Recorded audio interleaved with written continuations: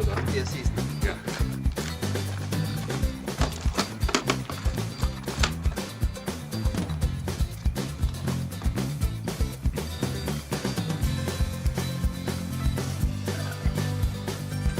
Je to? Mobitel 100% 2 kartice, SIM bil 83. S tem bi naj delali z aviona, pol. Je to ti je bolj svetli poni, ne? Mikrofon je po vredu, tako. Ja. V redu. Dober dan, spoštovani poslušalci. Danes se oglašamo športnega letališča v Levcu. Glavni razlog za obisk in iztočnica za pogovor je 90 let Aerokluba Celje. V nadaljevanju bomo v naslednjih minutah predstavili nekatere dejavnosti tega aerokluba. Še prej pa bomo pogledali malce v zgodovino minulih 9 desetletij Aerokluba Celje. Zdajle kot sogovornika pozdravljam predsednika Aerokluba Celje, gospoda Bojana Andrejaša, pilota, tudi letalskega inštruktorja. Pozdravljeni. Pozdravljeni, dober dan. Upravnik pa je Teodor Mirnik, tudi vam lep pozdrav. Dober dan, lep pozdrav. No, začnimo na začetku, kakopak. Kateri so bili razlogi za ustanovitev tukajšnjega aerokluba? Kaj sporočajo viri tam ob koncu 20 let minulega stoletja? Ja, najprej seveda še enkrat dober dan, pozdravljeni v Aeroklubu Celje. Aeroklub Celje je nastal tako, da so vojno trofejo iz prvega svetovnega vojna, Daimlerjev motor, podarili Aeroklubu kot začetek ustvarjanja. Pričakovali so, da se bo s tem okoli tega motorja zgradilo letalo, ki bi potem letelo. Do tega nažalost ni prišlo, ker so začeli z jadralnimi letali, najprej z gradnjo jadralnih letal.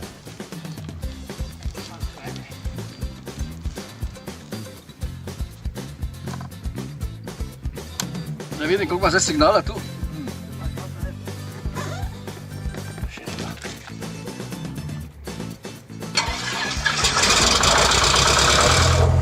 Kak je pa steza? Steza je uporabna z obeh strani. Delta Charlie Božič. Prosto, za stezo, ki jo bo zbral.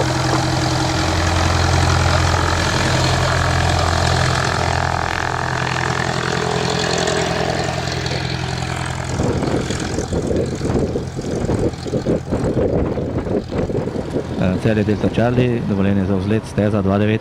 No, ravno kar bomo dobili... Delta Charlie, steza za 2.9 je prosto. Aha. Poletom steza 2.9, Delta Charlie. Zakrilca so spuščena, zadnji pogled v kabino, zakrilca so spuščena na vzletno pozicijo, lučke so prižgane, lahko gremo. Dobro, dajte gas. No. Tako začenjamo polet športnega letališča Levec. Smo v letalu Cessna 172 Skyhawk 2. No, zdaj pa smo že v zraku.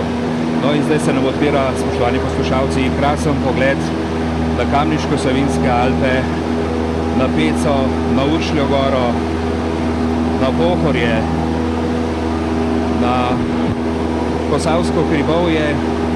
Smo 100 metrov visoko, letimo s hitrostjo 150 km/h in na koncu steze upravljamo prvi zavoj proti Šmartinskemu jezeru. Lahko na kratko razložite ta letalski kokpit? Ja, letalo Cessna 172 ima še klasične inštrumente. Novejša letala sedaj imajo seveda vse imenovano glass cockpit oziroma ekrane. Tu so še klasični inštrumenti, seveda pa te inštrumenti zadoščajo za letenje in pri zunanji vidljivosti in brez zunanje vidljivosti. Samo letalo Cessna. Vmes se javljajo tudi druga letala, ki letijo v naši okolici. Ja. No, zdaj se ravno kar bližamo Šmartinskemu jezeru. Pravzaprav Cessna 172 je nekako najbolj prodajano športno letalo v zgodovini letalstva, ne? Ja, drži. Cessna 172 je že zelo stara konstrukcija letala. Sploh je v letalstvu zanimivo, da precej dolgo traja, da se letalo certificira in potem, ko je certificirano, precej časa se nič ne spremenja. Vsaka sprememba je kar precej draga.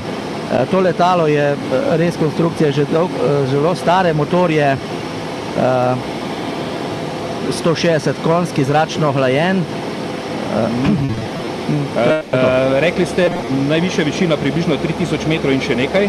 Drži. Dovoljena največja obremenitev. Največja obremenitev 4 potniki in nekaj prtljage. Klasično kot en osebni avto. Aha. Koliko ur je, ali pa bom vprašal drugače, bolj pilotsko, kakšen je največji domet? Dolet letala je 5 ur ostaja v zraku, se pravi 180 na uro je to nekje 900 km, z rezervo 45 minut, ker na letalu mora, ko pristanemo, vedno biti goriva še vsaj za 45 minut. Aha. In smo že v smeri steze za pristanek. Tako, Zdaj bom zahteval dovoljenje. Ja. Celje Delta Charlie, dolgi finale, steza 2.9. Smo dobili dovoljenje za pristanek. Ne še. Tudi če dovoljenja ne bo, smo dolžni sami pogledati in kot je že prej upravnik omenil, to je letališče brez kontrole, javljamo se samo zato, da druga letala vejo, kje smo. Tudi brez tega dovoljenja lahko na tem letališču pristanemo, samo moramo pa opazovati teren. In zdaj smo tik pred pristankom, zakrilca so spuščena na položaj za pristajanje, vsi sistemi delujejo, vse je pripravljeno in čez nekaj trenutkov se bomo dotaknili začetka steze. Je pa pristanek eden najzahtevnejših dejanj, ne? Pri celotnem poletu pa obvezen, kot pravite. Ja, pristanek je seveda obvezen. Pravimo, da ima pilot srečo, če ima v življenju enako število vzletov in pristankov. Evo, zdaj smo na tleh. Ponovadi potniki zaploskajo, ne, pri uspešnem letu in še uspešnejšem pristanku. Ja.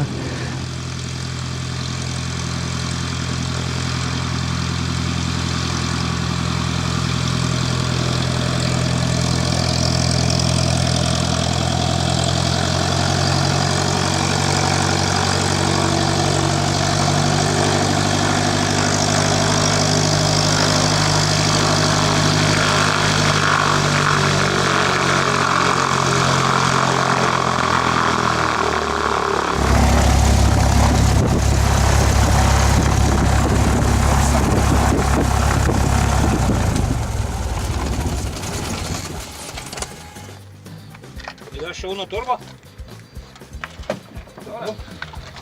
Reči, da še da dve skladbi, ne?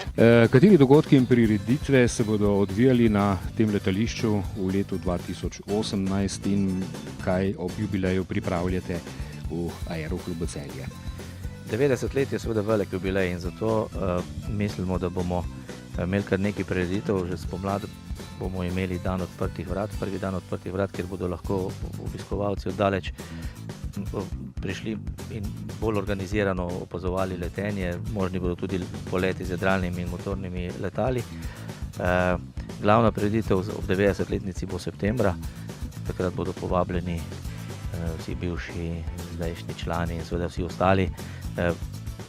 Pripravljamo sicer manjši letalski program, zato ker veliki aeromitingi so danes predragi, da bi si jih lahko privoščili. Bo pa sigurno letalski program, pa tudi takšen koncert, ki smo ga tudi lani imeli, bo ob tej priložnosti. In to sta glavni dve. In pa seveda takšni priložnosti, kot jo imamo danes, da se lahko predstavimo širši javnosti. Prav gotovo. Zadnje vprašanje, načrti za prihodnost oziroma kako optimistično zrete v prihodnost?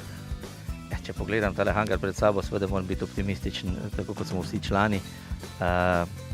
Nov hangar smo zgradili z namenom, da bomo še močnejši, še večji, še boljši. Veliko bomo naredili kot vedno na varnosti, hkrati pa si želimo postati center jadralnega in motornega letalstva v ožji in širši regiji. Tako, Bojan Andrejaš, Teodor Mirnik, hvala za pogovor, za vse te informacije in za gostoljubje na športnem letališču v Levcu. Spoštovani poslušalci, vam hvala za pozornost. Od tu se zdaj poslavljamo, bodite še naprej. V družbi Radia Maribor pozdravljamo pa vas oblikovalec zvoka mojster Zoran Perko, tehnični koordinator mojster Sašo Matelič in govorec Teodor Bostič.